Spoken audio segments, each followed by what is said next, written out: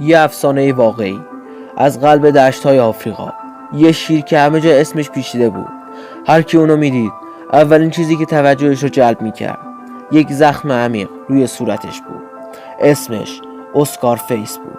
اما این زخم نشونه یک شکست نبود، بلکه داستان نبردی بود که او رو به یک افسانه جاودان تبدیل میکرد.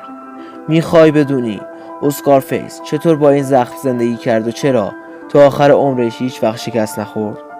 اسکار فیس یکی از معروفترین شیرهای دشت ماسای مارا در کنیا بود. قلمرو او وسیع و پر از شکار بود و او به عنوان سلطان بیچون و چرای این سرزمین شناخته میشد.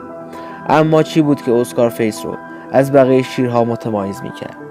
چیزی که او رو به نمادی از قدرت و سرسختی تبدیل کرد اون زخم روی صورتش بود. زخمی که فقط نشونه یه نبرد نبود، بلکه داستان بقا و پیروزی توی دنیای وحشی و بیرحم طبیعت بود. اما حالا سوال اصلی اینجاست: این زخم چطور روی صورت اسکار فیس افتاد؟ داستان از اینجا شروع میشه که در یکی از نبردهای خونین برای دفاع از قلمروش، اسکار فیس با یک شیر نر دیگه درگیر شد. این نبرد به شدت سخت بود، چون اون شیر غریبه تلاش میکرد قلمرو اسکار فیس رو تصرف کنه.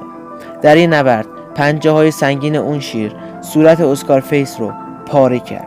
اما این زخم فقط یه نشونه بیرونی بود. اسکار فیس بدون لحظه‌ای تردید با قدرت بیشتری به نبرد ادامه داد و شیر غریبه رو از قلمروش بیرون انداخت. این زخم به مرور زمان به نماد سرسختی و شجاعت اسکار فیس تبدیل شد. هر بار که یک شیر نر دیگه میخواست به قلمروش نزدیک بشه، زخم روی صورت اسکار فیس بهش هشدار میداد که اینجا قلمرو کسیه که هیچ وقت از نبرد نمیترسه.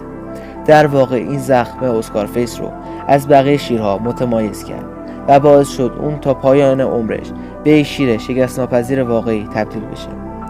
اسکار فیس فقط یه شیر نبود، بلکه یه افسانه زنده بود که هر کس اونو میدید از قدرتش حرف میزد. با اینکه این شیر به خاطر سن و زخم‌های دیگه‌ای که در طول زندگی گرفته بود ضعیف شده بود، ولی هیچ وقت تسلیم نشد. این زخم نه تنها باعث نشد که ضعیف به نظر برسه، بلکه نمادی از مقاومت و پایداری بود. اسکار فیس تا آخرین نفسش از قلمروش محافظت کرد و هیچ وقت از مبارزه دست نکشید. حالا که داستان اسکار فیس رو شنیدی، از خودتون بپرسید چی باعث میشه که بعضی از ماها تو زندگی مثل اسکار فیس هیچ وقت شکست نخوریم؟ به نظر شما اسکار فیس با چه چیزی تونست همیشه برنده باشه؟ نظرتون رو توی کامنت ها برامون بنویسید و این ویدیو رو با دوستانتون به اشتراک بذارید تا اونها هم این افسانه شکست ناپذیر رو بشناسن. و یادتون نره که ویدیو رو لایک کنید، کانال ما رو سابسکرایب کنید و زنگوله نوتیفیکیشن فعال کنید تا هیچ کدوم از ویدیوهای ما رو از دست ندید.